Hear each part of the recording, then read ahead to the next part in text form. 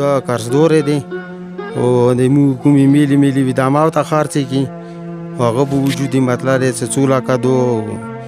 70 لکه چوره دو نورا قرضدار دی په کور د دې دیسه دی هندود وش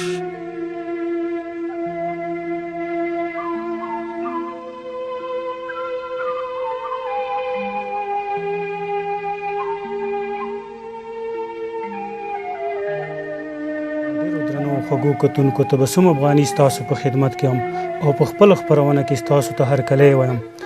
او تاسو ته د خوشحالۍ ډک ژوند غواړم. خوږو کتونکو زه نن د کرمې ضلع پړه چینار تحصیل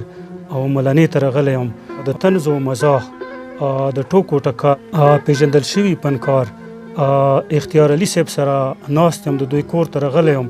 نو دوی سره به خبرې اترې کوو د دوی د ژوند په هکله به دوی نه پوښتنه کوو چې دوی نن سبا ژوند څنګه دی او په کوم حال کې دی او دوی ټول عمر خلک خندولی دي او په خپله دوی نن سبا د دوی حال احوال څنګه دی. احتيارعلی استاذ تاسو ته زه ستړی مه وایم سلام کوم تاسو ته خپله خپرونه کې څنګه وي تاسو ښه ژوند مخه دی الحمدلله او ډیره موده کېږي تاسو د نظر نه غیب یو نه په پروګرام کې ښکار وي چې تا نو دا وجه څه دی څه بیماری دی تاسو بیماران یو څه وجه دی مو خو په مشهور پلټه والا هغه د خدای بخښي مړ شو نعمت و منصب و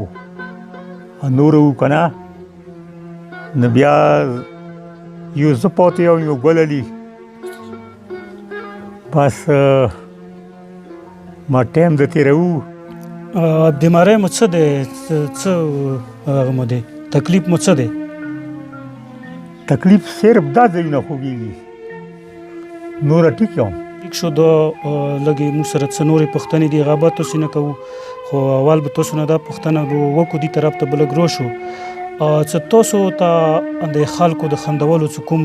هنر تاسو د سره دی د فن څه کوم تاسو در سره و نو د تاسو سره پیدایشي و که د تاسو بیا وروسته چېرته په خپله زده کړه کړي دی دا خو علي میرخان خدایي واقعي ما استاذ و که نه جی جی دا چلونه وغیره هر شی ما مغه نه زده کړي دي هغه ډېر ښه سړی و که نه ښه تاسو ګپشپي و مطلب د تاسو باندې د هغه اثرات وشول نو هغه نه وروسته تاسو بیا لکه د ټوکو ټکالو دي فن طرف ته راغلي نو تاسو خو ټول عمر د خلک خندولي دي لکه طنز و مزاح مو کړی دی او ښه مثبت طنز و مزاح مو هم کړی دی نو تاسو په خپله هم تاسو له هم چا څه خوشحالي ډېر کړي دی یاره داسې ښه خوشحالي نه دی میلاو خلکو طرفه تر اوسه پورې چېرته چا تاسو نه د خپل د دې حالات د دې حال پوښتنه کړې دی چېرې تاسو په کوم حال کې یوئ نن سبا ځان خپله ځانه ډاکټر صاحب جی جی ټوله خپل ځان کې لګیا دي ټوله بس خوشحالي چا طرفه نشته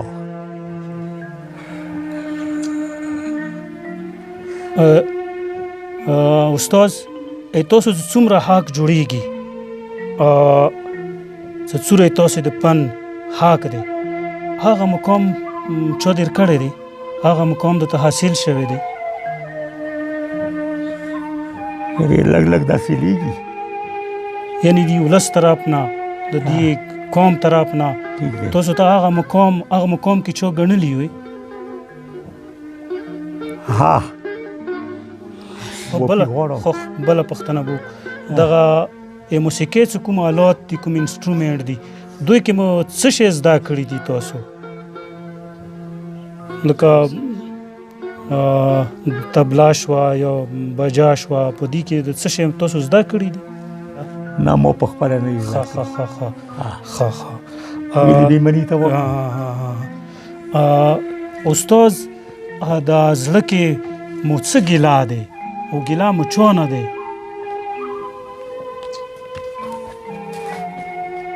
ګیله یې سړي خپل نه کېږي پردی نه کېږي که نه جی جی پښتو کې یې کنه ته ګیلا د خپل نه کې نه کوټو پردو نه ګیلا نو هغه څه ګیلا دی تاسو ته څه نیمګړتیا دی چې هغې باندې تاسو خپل نه یو قوم نه یو ولس نه یو خپلو نه ګیلا کېږي څه هغوی خپل هغه ګولې موږ ته یې نه ویله چې تاسو ګوتې متې پکې راوړئ تاسو یا دا کور کوئ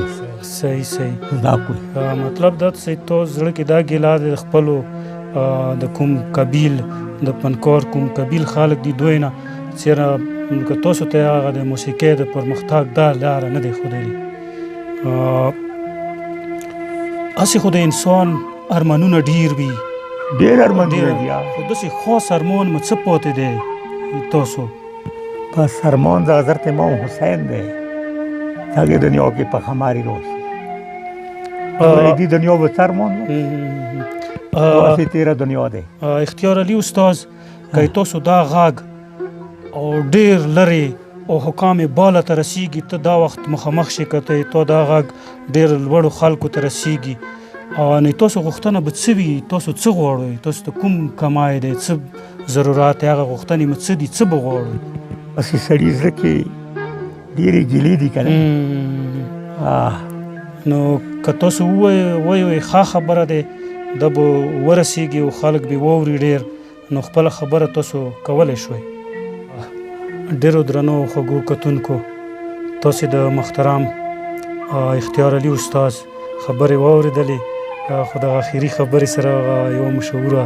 غزل او سندره دی ډېرې خبرې مې په زړه وې خو ما هېڅ ونه وې نو تاسو د دوی خبرې واورېدې او د سره تاسو ملاقات وشو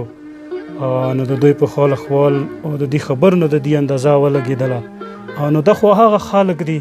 تمام عمر خلک خندولي دي او نورو خلکو ته یې خوشحالۍ ورکړي دي خوشحالۍ یې ویشلې دي نو نن په خپله داسې حال کې دی چې څوک یې پوښتنه ستاسو څه نوم دی یقوت علي یقوت علي تاسو خو همدلته اوسېږئ همدلته ملاني ښه نو د احتيارعلی استاذ څه کومې ستونزې دي د دوی په حوالې سره تاسو څه وایي یو خو د میلې خپله نه دی خو خپله معذور دی او دې دای مو زره زمان دي او دې ته مو خپله میله خرڅه کړه او دو مطلب یې څه قرضدوری وو او نو دې څه د هندود بشي چې دا قرضدوری ډېر دی څه دو چوکه مو څه هندود کوي چې ما که وش صحیح شو مننه یقوت علي د دې ستونزو وجه څه دی هغه څه حالات و چې دوی د دوره زیات دې ستونزو سره مخامخ شول دو مطلب داسې دی چې دوی کروي بیمارۍ دا په خپله ډېر بیمور دی او روزګار یې زمان یې چې کوم دي هغوی داسې خوص روزګار یې وونه او شانتګۍ کې مطلب یې څه هغه شول دوی نه لږې پیسې روغلي لکه اوس بیمارۍ ته قرضه کوه چیشي دی کوه دې نه اوس ډېرې شوې صحیح شو مننه نو ډېرو درنو خوږو کتونکو دا هغه خلک دي د ډېر قدرمند او ډېر عزتمند خلک دي او دا د معاشرې هغه تخلیقي خلک دي نو موږ ته پکار دی چې د خپل فنکار او د خپل سندرغاړي د خپل او شاعرانو او د داسې دردمندو خلکو پوښتنه وکړو او دوی سره د دوی په حال خبر شو دوی سره د دوی په درد او غم کې شریک شو نو په دې هیله چې موږ هم د خپل فنکار